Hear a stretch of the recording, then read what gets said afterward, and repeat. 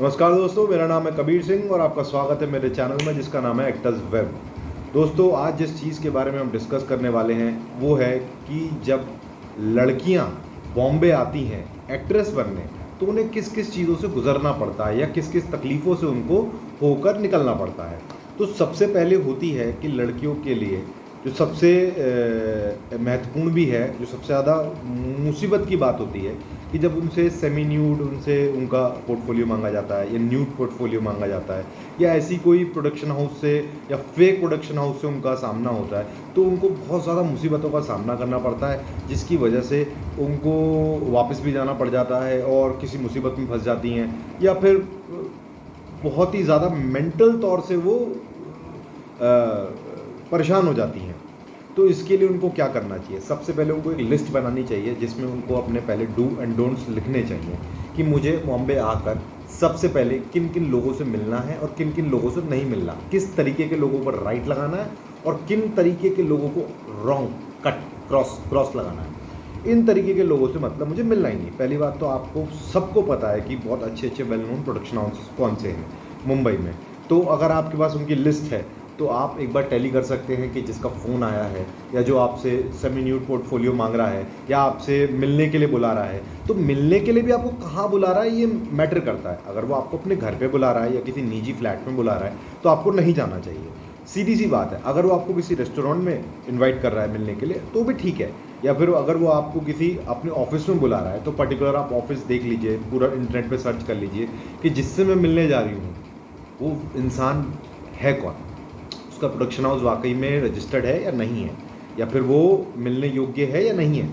तो आप मार्केट में पता कर सकती हैं, गूगल पे सर्च कर सकती हैं, 2-3 अपने दोस्तों से पूछ सकती हैं, तभी जाएं मिलने ऑफिस भी।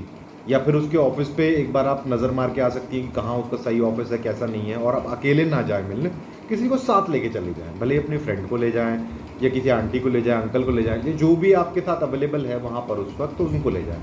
तो ये तो हो गई पहली बात। अब होती है जो वो सेमी न्यूड वाली है कि आपको पोर्टफोलियो किस तरीके का भेजना चाहिए।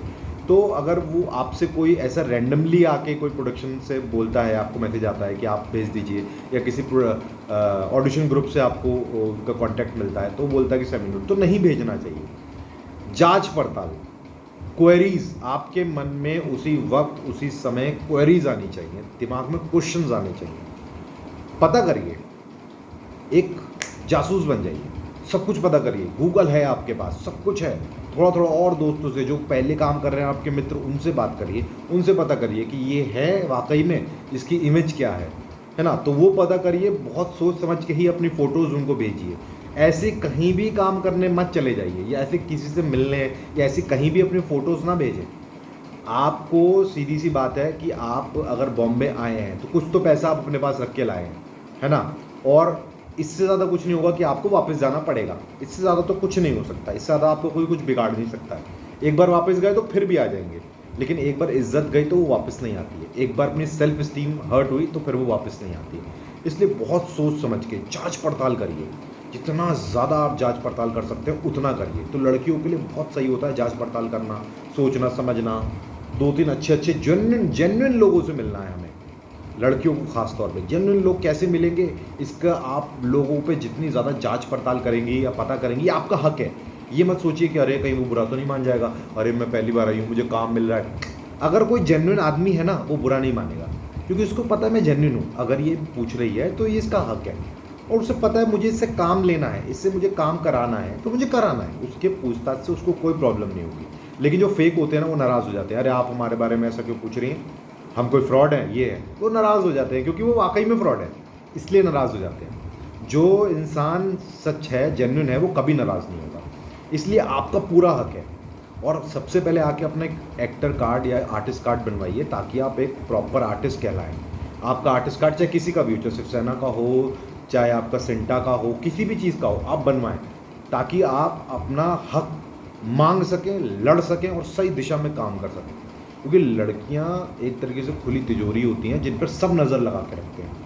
उनकी सेल्फ इस्टीम को हर्ट करने के लिए सब तरीके से नज़र लगाकर लोग पूरी कोशिश करते हैं कि उनको किस तरीके से हर्ट किया जाए या इनका इस्तेमाल किया जाए। क्योंकि लड़कियां अगर हम बात करें तो सॉफ्ट होती हैं, बहुत अच्छी होती हैं, बहुत ज़्यादा लोगों के कहने में आ जाती हैं, ऐसा नहीं कह रहा कि सारी लड़कियां, लेकिन लगभग लड़कियां इसी प्रकार का उनका बिहेवियर होता है, बहुत जल्दी बातों में आ जाती हैं। तो उनको नहीं आना चाहिए, क्योंकि उनको ये ध्यान रखना चाहिए कि बनना है, आज नहीं तो कल बनना तो है ही, हमें मेहनत करनी है। तो आप पहले ये भी देख लें आने से पहले कि आपने थिएटर किया है। अगर आपने थिएटर किया है या कोई एक्टिंग कोर्स किया है तो ही आए, और अगर आपने ये सब किया है तो आके फिर अच्छे से अपना बैकअप लेकर आइए, थोड़ा 1 साल का बैकअप लेकर आइए, उसमें अच्छे अच्छे प्रोडक्शन हाउसेस को विजिट करिए, ताकि एक अच्छी दिशा की ओर आप बढ़ सकें और आपको अच्छा काम मिल सके धीरे धीरे। जल्दबाजी ना करें, क्योंकि जहाँ आपने पेशेंस खोई वहाँ पर बहुत ज़्यादा तकलीफ हो जाएगी आपको। तो गंदे लोगों से बच के रहें। शुक्रिया। अगर आपको मेरा ये वीडियो पसंद आया है तो इसको लाइक कर दीजिए और मेरे चैनल को सब्सक्राइब कर दीजिए। धन्यवाद।